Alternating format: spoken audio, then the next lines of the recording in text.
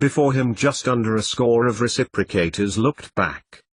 His lips and throat, parched from long-forgotten thirst, grated as he swallowed, contemplating the difficult course he must navigate that evening. What should have been at the top of his list, namely the Hedgewood's inclusion policy and the deaths of the non-wizards in Hull by possible conjurists, were tucked away in his mind as he considered both his brother and his nephew. How is Septimus? The business of the moment, namely the rotas and the increasing number of security shifts to support the ministry being chaired by James Potter and debated by the members, continued in the background as Lily smiled at him and whispered in his ear. "He seems to be coping. What with the news of his mother," replied Cleus quietly. "I am concerned about him, so quiet that he is. I do think going to Hedgewood's will help him." He tried not to catch Lily's eye. A politician he might be, but he was no substitute for a father, or a mother come to that. He knew what Lily thought of how he was caring for Septimus, why Sam would now be in their cottage keeping the lad company, and why he would be fed the moment he flew into number 12's living room as if he hadn't seen food for a month. Cleus knew too that he was not as comforting a presence as Aberforth. He hadn't the manner, or the connections to Hedgewood's. By rights Severus Snape should be standing here with him. Aberforth Dumbledore had chosen two successors. In reality, even if it was he, Cleus, who held the secrets of the reciprocators.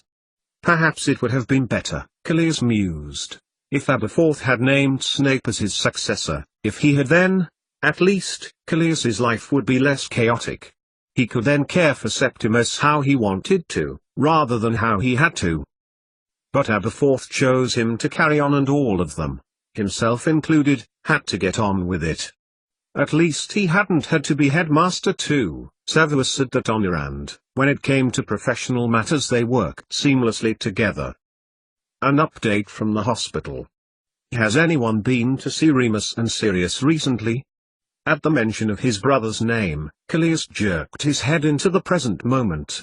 He realized too that the reciprocators were looking at him, the Potters, Molly and Arthur Weasleys, Bill, Charlie and the twins, Tonks, Alastair Moody, Diley Scrugglington, Arabella Figg, Minerva McGonagall, Benjamin Wurgs and Betty Griffin, Bath Shpabradle. "I was there this morning," managed Cleus, collecting his thoughts quickly and shooing the horrific image of Remus's still unhealed neck and throat, ashen skin and lifeless body out of his mind. "There's been little improvement in my brother's improvement." He inhaled and looked around the group again. So many absent too. But Sirius. He is luckier. "Is he conscious, then?" Tunks's voice trilled out in hope.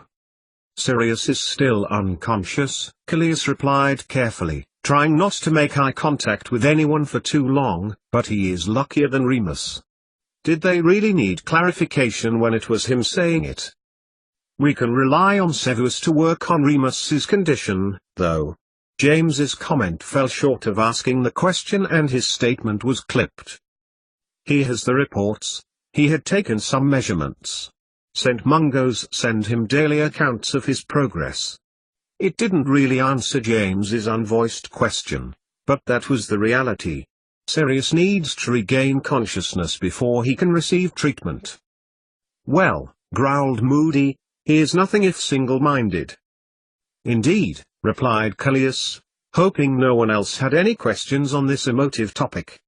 "We know he has been working on the cure for vampirism for several years, and it has proven difficult. We have the reports from the ministry regarding the attacks in Hull," he pressed on, despite sensing that people wanted to ask and talk about their colleagues and friends. The meeting had to be quick on his part in any case, even though he was comforted by talking about his brother and would have gladly have talked longer about Remus. It would appear that two non-wizards were attacked without any evidence of provocation by known conjurists.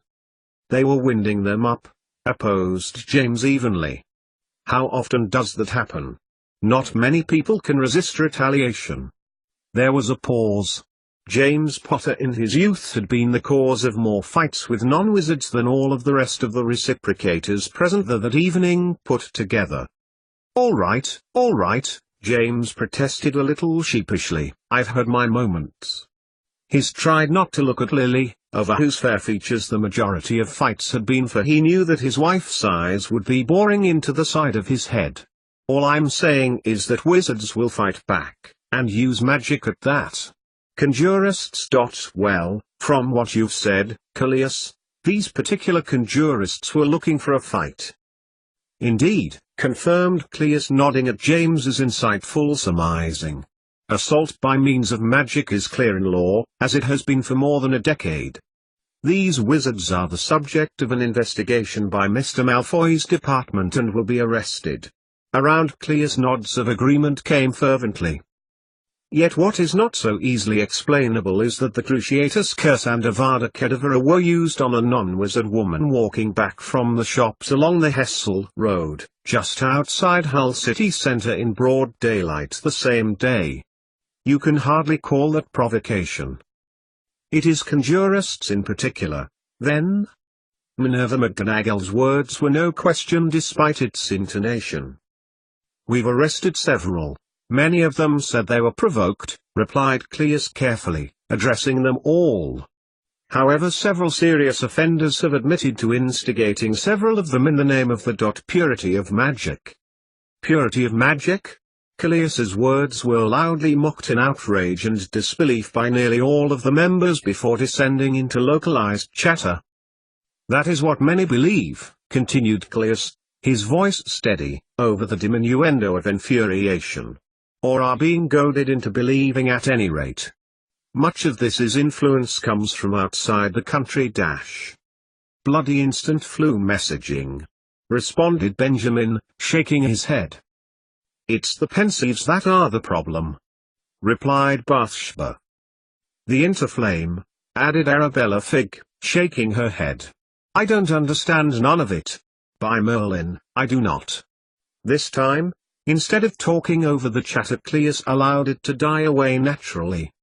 "It is their growing communication using pensives which is the trouble," he continued, beginning to clench his fingers into a ball behind his back. "While we can theoretically trace the origin of any one message, the fact still remains that the original sender can send the message to scores, hundreds, thousands of pensives within seconds, and before we can get to the sender's location the message has been transmitted again and again to users. The message can be stored, retrieved, amended." He looked at the expectant faces around him. Clearly the gravity of the situation was lost on many of them. The fact is, the capacity of the other world where these stored memories pass is infinite. It can cope with the pensives sending memory messages to other pensives. "Tabitha again," smiled Lily. Indeed, nodded Cleus impatiently. "But it's the mere transmission of such divisive, bigoted messages so quickly, so widely, that is of great concern to us." At last, several nods around the room, looks of mutual concern and low whispers. "We cannot hold back on technology, we cannot uninvent it. However, the conjurists' numbers are growing and their ideas are becoming more widespread, more dangerous. The ministry has to act. Keeping trouble and danger away from ordinary people and try to prevent the outbreak of serious uprising to continue as normal." "Continue as normal?" exclaimed James, aghast. "With Remus and Sirius injured?" Around him, James's sentiment was echoed with nodding heads and yeas and right echoing around Grimmauld Place's living room. "I believe the combined government are going to become tougher. Factions of non-wizard ministers are already talking about martial law, and I know that, unless our response is swift and efficacious, the situation could well become grave, dire. It's already grave and dire." James shook his head and looked down, folding his arms. Lily reached down to hold his hand, her lips pursed so as to keep her silence. "And we could have civil war on our hands," finished Callias, trying not to be defensive but failing dismally. "Look, Joseph Black successfully put down similar circumstances by establishing the reciprocator movement, as we all know. We now must What do you suggest we do?" Lily interrupted him, and for a moment, Callias stared at her, wondering whether her question was genuine. He swallowed and his dry throat grated. For what were they to do? Had he been Aberforth, he knew that he would have known exactly what to do. Work day and night visiting conjurists and telling them that magic they recognized and strongly identified with had not been sidelined? Continue blithely on with the integration program at Hedgewards to further infuriate certain ways of thinking? We need to visit the covens, talk reasonably, he said firmly. Allow witches and wizards there to freely express their opinions, no matter how shocking. Then we can address Dash. But you speak of action, pleaded James. You say that the government already proposes force and you want us to be reasonable? This is our action, replied Cleus evenly, his brain keeping his politician-cool mind on the track and ignore the little voice of concern nudging him about his brother's plight, and the other part which felt like voicing aloud his personal outrage that James had as good as ignored the fact that it was his brother who was so severely ill. What good would it to be heavy-handed? What good might? Some will listen to reason. Many have been swept along by the newness of the thing and probably don't really want to be there at all. I was originally going to propose that our movement become more public, speak to the prophet and the non-wizard newspaper articles, magazines and the like, but I am aware that, since these attacks, it may prove more fruitful to employ a subtle, more sustained approach. He stopped and allowed silence to descend like a delicate drape around the room, giving his audience a chance for the explanation to sink in. We should vote on it, said James eventually, standing up wearily as he broke the silence. Before that, we need to hear all the information to make an informed choice. There were murmurings in agreement and Cleus nodded slowly. It wasn't unexpected, however. He had not banked on the strength of opinion that James had voiced. He knew the wizard had spent a good 6 hours in St. Mungo's the evening before, and Cleus made a mental note to himself to take into account James Potter's forceful feeling. I propose a tactic of strength, of force against the conjurists. James's succinct summary on his planned objective for the reciprocators in the near future was complemented by a look in passing before Cleus's eyes which silently reminded the witches and wizards, on this bright, sunny, pleasant evening, that he was as closely involved as anyone with their seriously injured colleagues. We should support the government in whatever policy it decides, continued James firmly, and if it is to involve fighting, then so be it. And we should turn ourselves into the military wing of the government, thought Cleus dully, carrying out their orders.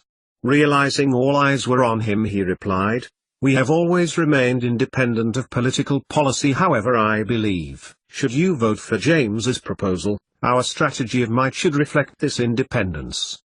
Around them, murmurs and whispers from the reciprocators as they discussed the two contrasting approaches.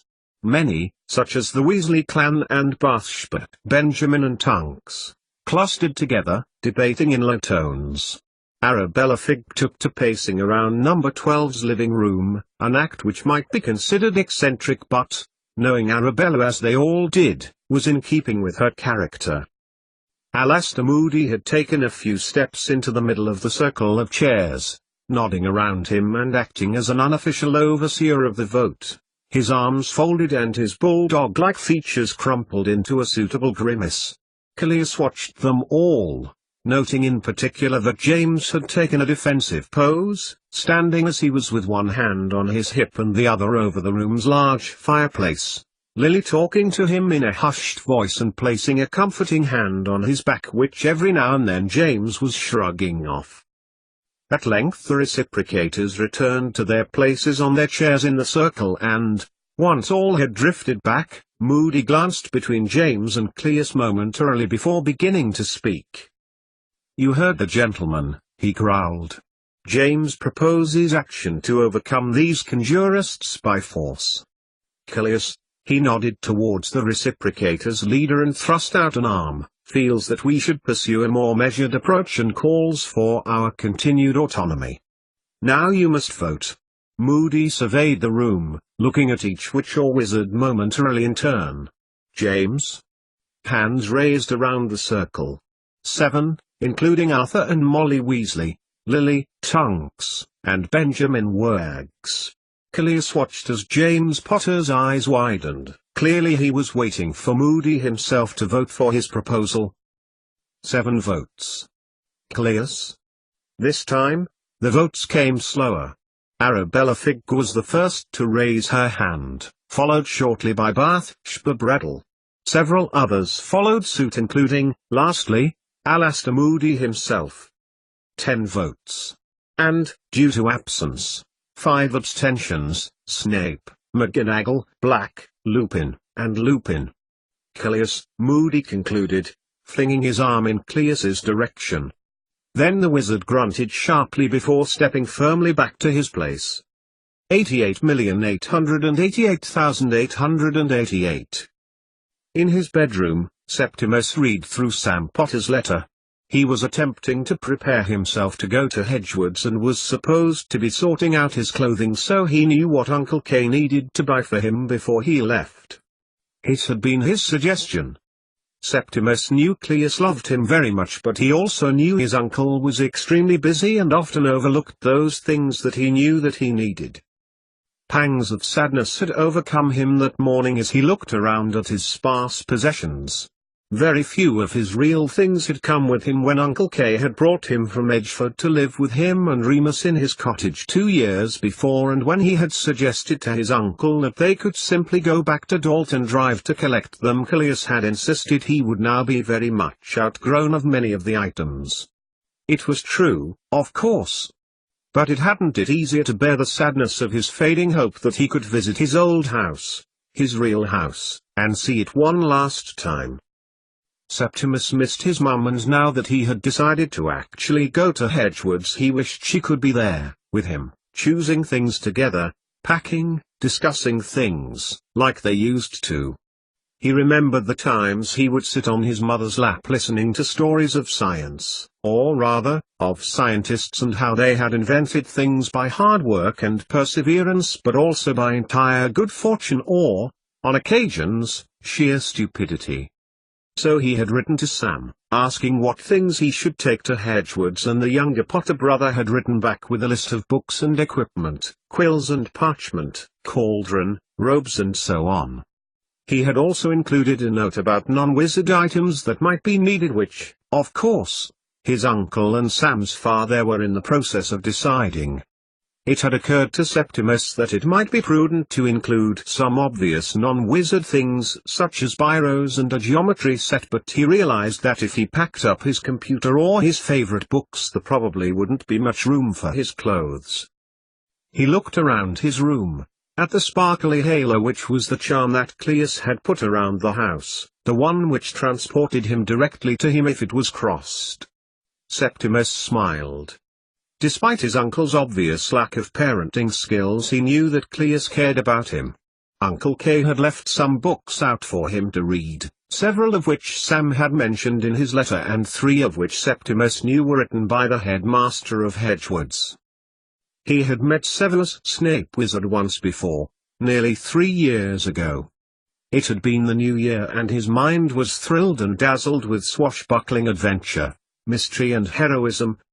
The first week of the Christmas holidays he had spent with his nose in one of his Christmas presents and had now read the entire compendium of Showell-Styles sea stories that his parents had given him. In search of further stories, Septimus remembered thinking that the shelves of magical books in Sirius's library may house further adventures, perhaps even ones of the magical persuasion.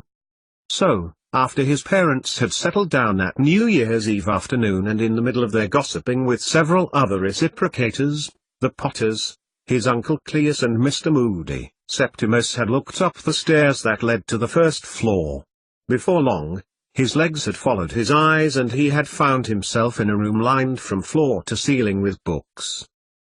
He had looked along the titles, gleaming gold in the lamplight. Some volumes puffed out colored smoke while others howled and groaned. Some begged to be removed from shelves with piteous voices. And then Septimus had come across one with Harry Potter in the title. He knew the name, of course. The Potter's elder son, Septimus knew, was called Harry, and he had recently celebrated at Grimmauld Place his promotion as header into the Department of Wizard Security. Septimus had been about to take the book with him, for he had reached out a hand. His fingers closed around the spine with the volume half off the shelf, but then stopped, mid-pull. He didn't so much hear a sound behind him, but instead the temperature in the room seemed to have dropped, and he had shivered and turned slowly. Before him, motionless, a huge dark figure. The book fell to the floor, perched as it had been between the shelf and Septimus's hand, but before he had had a chance to say something, explain, anything, the wizard had taken a step towards him, looming high. "Did your parents never teach you to never take things that don't belong to you?"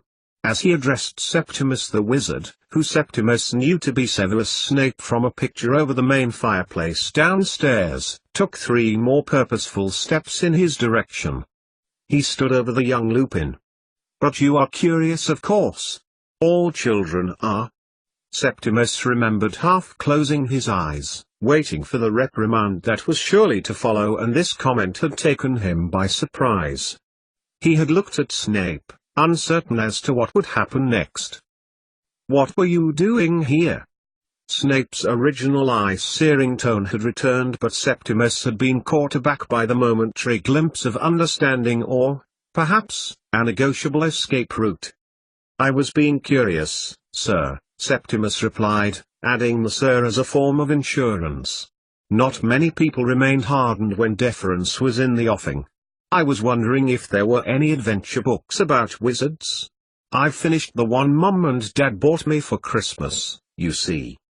A pause had lingered between them as Snape stood over him. His expression had turned to a glower, and Septimus had remembered thinking that he would never be naughty for his Mum and Dad again if only this terrifying wizards would let him go. "Indeed there are," Snape had replied, a rough growl to his voice, and, looking up momentarily, he had scanned the shelves. "However, you should wait a few years longer before you can really appreciate them. When you are 11, perhaps." 11, Septimius had thought as Snape had escorted him back downstairs and into the living room of Grimmauld Place.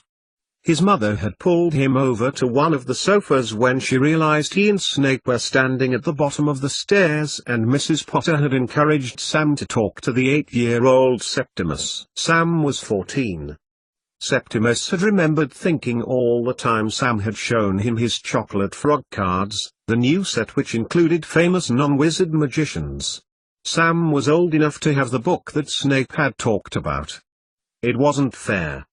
But then, he had told Sam about the books anyway, after they had played a game of bottom trumps.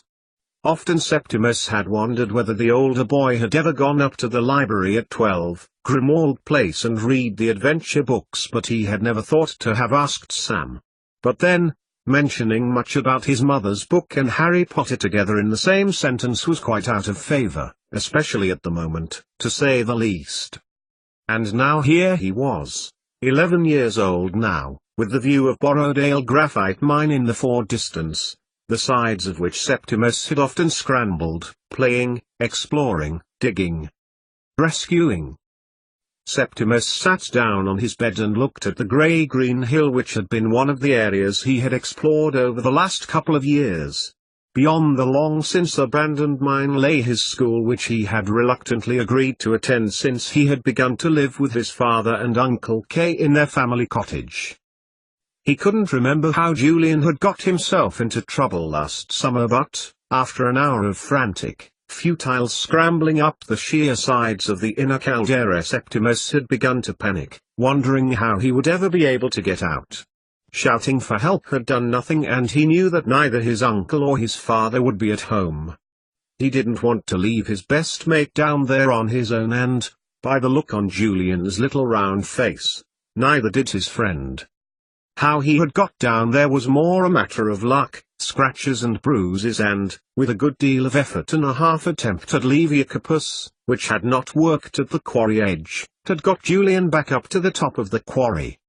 He had then realized that both he and Julian had realized that Septimus getting down there had merely allowed them to switch places. With supreme effort using his limited, untrained, magical skills, Septimus had failed completely to help himself, and Julian had raced back home to get a rope and leave a message. It had been Cleus who had got him out in the end, disapparating down with his broomstick and flying both of them back off, quietly and calmly, as Julian's mum and dad had taken it in turns to shout at him about how stupid they had both been. It was his Uncle K's entirely opposite approach which had struck home with Septimus, and he had, when they had got back to the cottage, told his uncle how sorry he was for being silly, and also telling him that he wanted to improve his magic. It was true.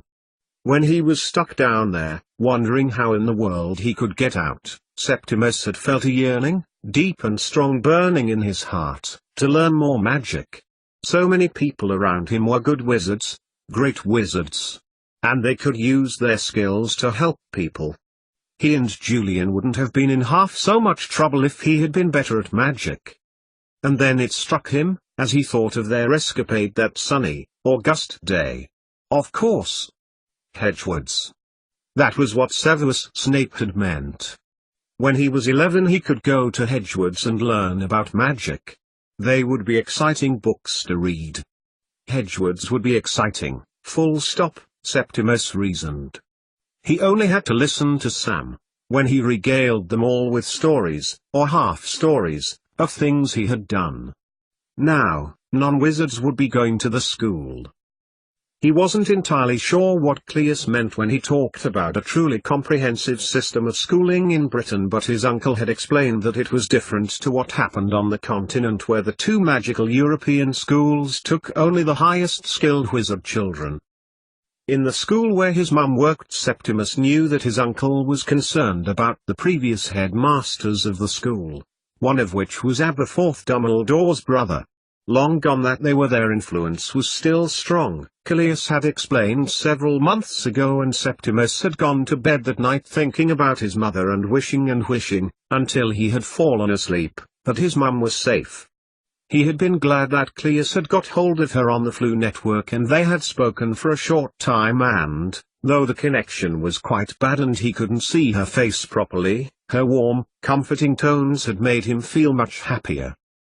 Septimus remembered wondering whether he should write to Professor Snape at Hedgewoods to ask whether he could arrange for his mum to go back to work at the school, like he knew she had done before.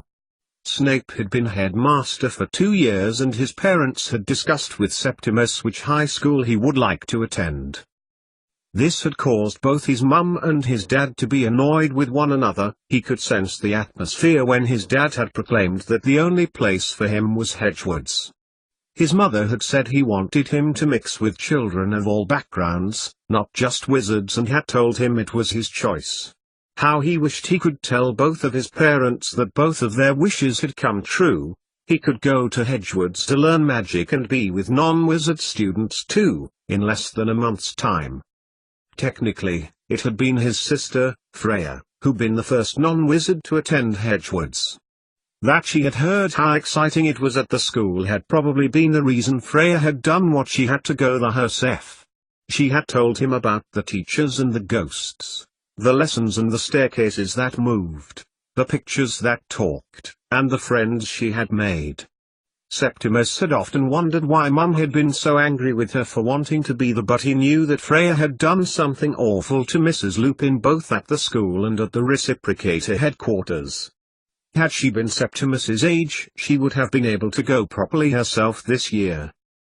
She wasn't really one for learning, seeming to spend a lot of time being tied up in knots about friends and work and her love life, and so on. When he had managed to get her on the Flu network, he had overheard part of a conversation between her and Tunks about her boyfriend, Dudley Black, and her hopes and fears for the future, whether Dudley wanted to make a commitment, whether this was just a fling for him or whether he was more serious.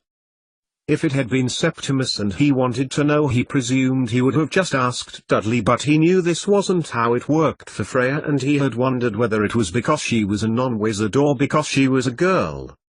Getting to his feet, Septimus looked at the pile of things he had assembled and sighed heavily as his thoughts again turned his parents. How he wanted to find his mother and help his father too. Perhaps if he began to learn some proper magic at last, there might be something he could do. 88,888,888. Cecilia opened her eyes. Above her a cloudless blue sky filled her view. It had been several hours since the magical sailing ship had left the tiny Norwegian island of Drangen, and the intensity of sunshine had increased hour by hour, resulting in almost the perfect summer's day, heating up her skin, and she felt the beginning of sunburn begin to prickle her skin. Cecilia did nothing. After months, years of being holed up in a stone castle where fires were considered luxury and daylight so limited, she didn't care. More than that, she relished some color to her skin, even if it was pinky red lobster colored. A slight breeze fluttered the mainsail, causing a tautening of the stays. Though crewless, the ship operated in exactly the same manner of an 18th-century warship, and operated as such. It had taken a lot to get the information out of Ragnhild Anderson, the closest person to a friend she had at Durmstrang, and, as she had stepped aboard, she had done just as she had been told. Think about her destination and she would be taken there. Within the day, early evening she estimated, Cecilia would be able to step off the ship and onto the Yorkshire coast. She was fully aware that the ministry would know she was back in the country, and though she didn't trust Cleus, she didn't doubt his assertion that she would be imprisoned immediately once they found her. She had made to weave her magic web of deceit all day and all night at Durmstrang. Yes, a curse was on her, all right. But she didn't care. The joy of being able to breathe free air in her own country, fresh, illicit air, stolen, in a fashion, would be a tumultuous joy. How liberated would she feel then, setting her foot down on her own turf? Who were the ministry to dictate? But then, deep down, Cecilia knew that she couldn't be both the whistleblower for the Vale's existence in the Department of Mysteries, a secret that even the reciprocators, those people she had known for countless years, doubted her word about, and be wandering around like, for want of a better phrase, as she looked down to the large grey guns, a loose cannon. If people she had known for such a long time could abandon her so readily, what about a world full of strangers? Especially when the ministry had so much political influence that she could be branded a dangerous idiot. She would be able to talk to Remus, though. His gemmy bridle glittered so bright in her mind, the memory that had been their reunion, when he had come to her at Durmstrang when she had been at her lowest, and they had made their peace and promised to be each other's other for the rest of their lives. Whatever he wanted her to do, for the sake of their marriage, she would do. No arguments. No conditions. Cecilia wanted her family back, and she was going home for that reason alone. Perhaps she shouldn't have burned her research notes that night. It had been the gesture that she knew would be the most symbolic to her and Remus's future. Her genetic connections and assertions to commonality between all people may well have informed Snape's medicinal research or Aberforth's investigations into other worlds. As Remus had gently explained, Cecilia had explained that it had been that such research which had robbed her of years of time away from him, and especially Septimus, and, the sooner it had gone the better for everyone. She recalled how misguided she had felt, as if that night a sheet had been pulled down which revealed her stupidity in trusting the government and not her instincts. Had she a choice, Cecilia would have been at home caring for Septimus and Freya. Cecilia was responsible for them both, and no one could doubt her commitment to the welfare and upbringing of both her son and her adopted daughter, although she might have been prepared to admit that her mothering approach was slightly on the heavy-handed side, entirely the wrong approach, she now realized, for the volatile Freya. All that was about to change. Under the blazing sun, Cecilia recalled how the flames had licked around the pages of her research diary volumes, her last memory before, post-Coshley. Both Cecilia and her Lancelot, Remus, dozed in her room at Durmstrang. By the morning, nothing but ash remained, and, phoenix-like, her spirit, her life, had been restored. For too long, it had ruled her. But now, Remus's Tiralira had brought her to her senses, and she had left the loom.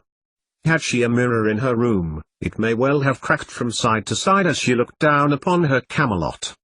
Camelot, or rather, Scarborough, would be within her sight at the end of the day. Would it be a curse, as it had been for the Lady of Shalott? Cecilia had indeed loosed the ship's anchor, and now here she was, lying down flat on its deck as the sky above spread out and ships, boats, cruise liners, vessels of all shapes and sizes, instinctively avoided the magic-shaped zone which was the ship's hull encompassed, whizzing past her at speed.